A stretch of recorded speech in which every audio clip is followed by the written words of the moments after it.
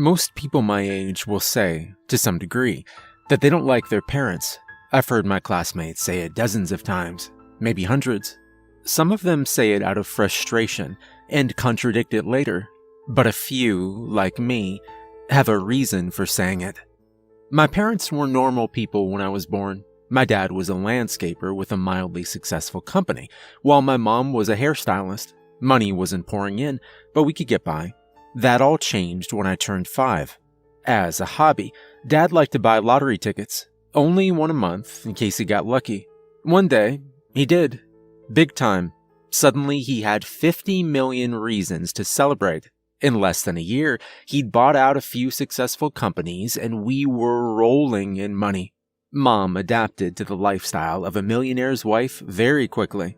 As for me, I'd be lying if I said that 5-year-old me didn't enjoy suddenly having whatever I wanted. But money, and what it can do, can change people. Shooting to the top of the social ladder was an instantaneous ego boost to both of my parents. My dad, after he'd bought a big house, fancy cars, and all of the other standard toys, began finding other ways to use his money. I got slapped when I was 6 for taking what I thought was sugar out of my desk drawer. Thankfully, I didn't need any. He became paranoid, narcissistic, and just different.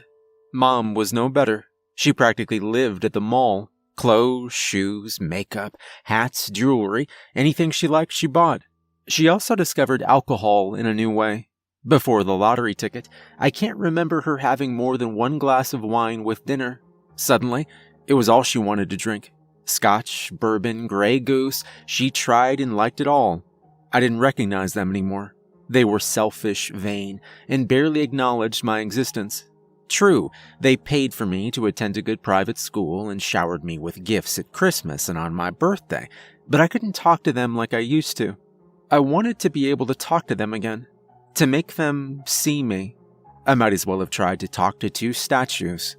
Everything changed, again, when I was 14. I came home from school one rainy Thursday night, and no one was there. I was surprised, but not worried. Last-minute trips weren't unusual for them. Once, they left me alone for a whole week without so much as a note while they took a surprise couple's trip to Tokyo. I can't complain. They brought me back a t-shirt. They still hadn't come home on Friday morning. I still wasn't worried. I was surprised, though, that they hadn't called or texted. Still, I didn't let myself worry. I went to school with a limo driver, got a chai latte and muffin for breakfast, and I tried to forget about it. I came home that night. Still no parents. I still tried not to worry. The weekend flew by. I called them. No answer. I texted. I even emailed. Nothing. I took myself to the movies and met with a few friends to try and take my mind off of my parents. It was by Monday, when Dad's personal assistant stopped by to ask why he wasn't answering his phone, that I finally realized something was wrong. I didn't know what to do. I considered calling the cops, but I didn't. I remembered when someone broke into Mom and I's hotel room when she and I were on a trip in London. I tried to call the police, but she'd slapped me. She refused to allow the press to give us negative publicity. Thus, she cut our losses and booked us an immediate flight home. But this was different. After mulling my few options, I finally decided to go into their room and look for clues.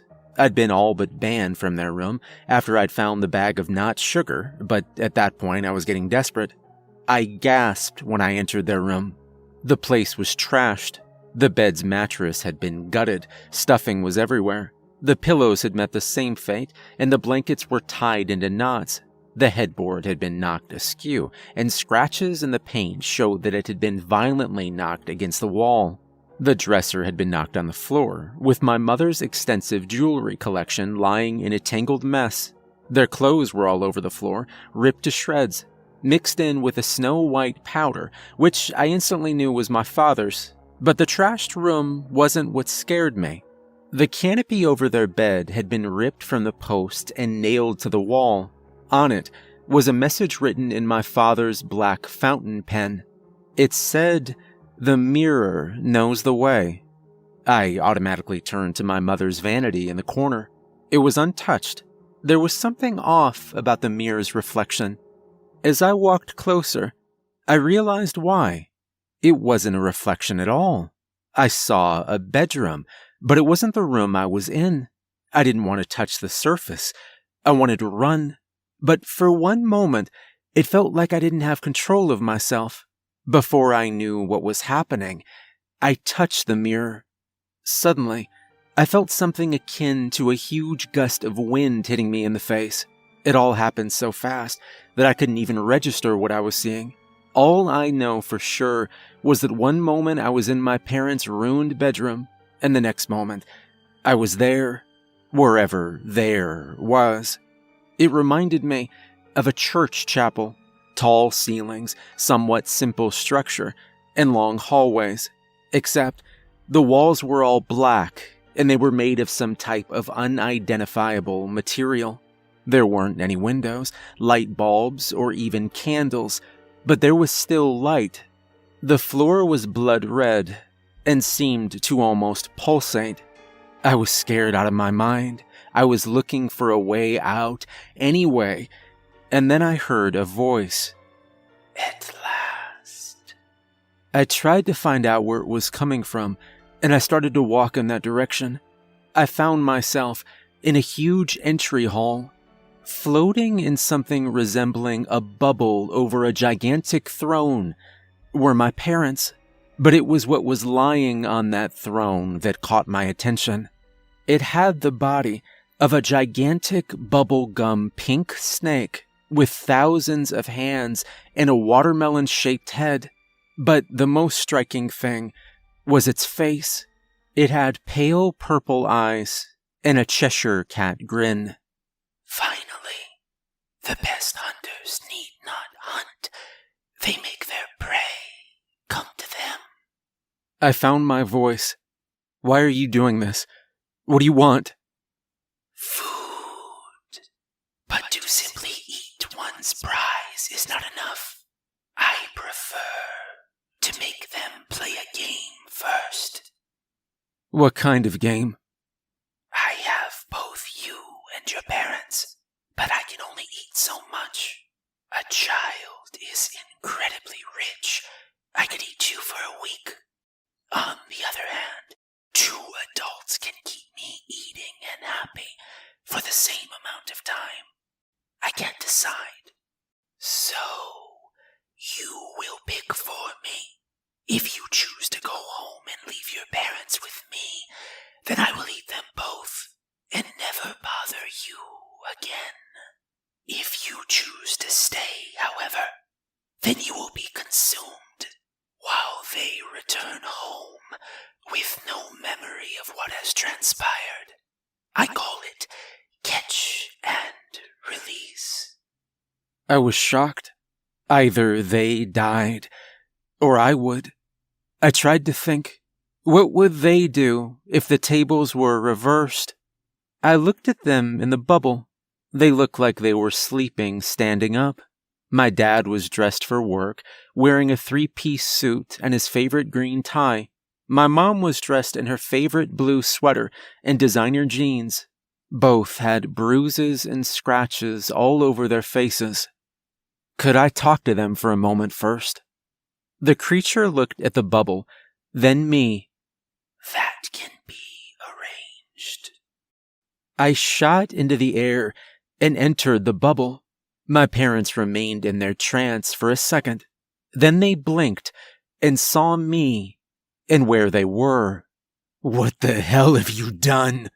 My father, eyes wide with shock, anger, and fear, whirled around, staring at his prison. My mother, in a similar state of shock, went over to me and started to shriek. What have you done? Get us out of here!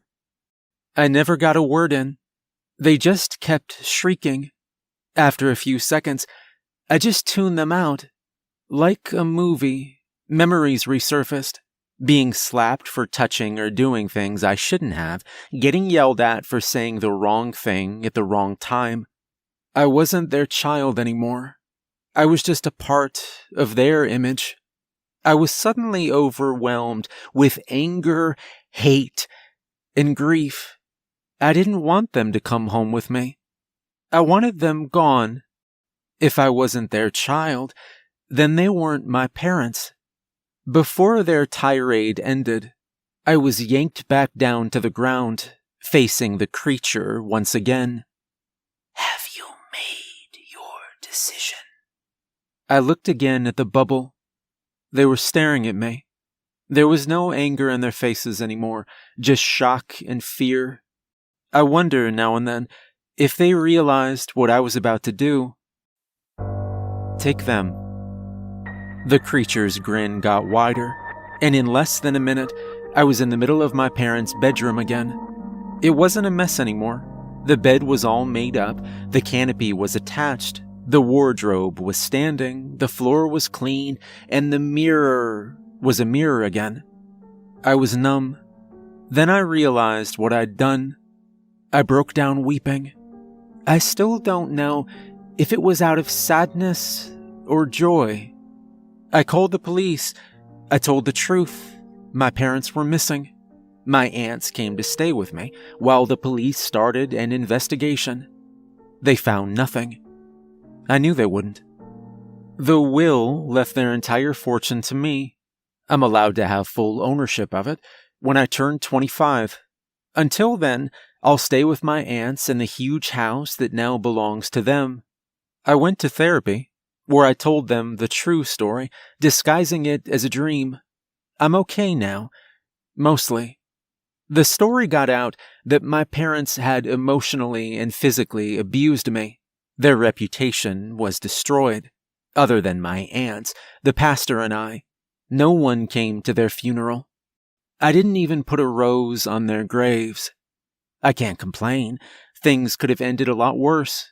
My aunts are better parental figures than my parents ever were. But I don't keep mirrors in the house anymore.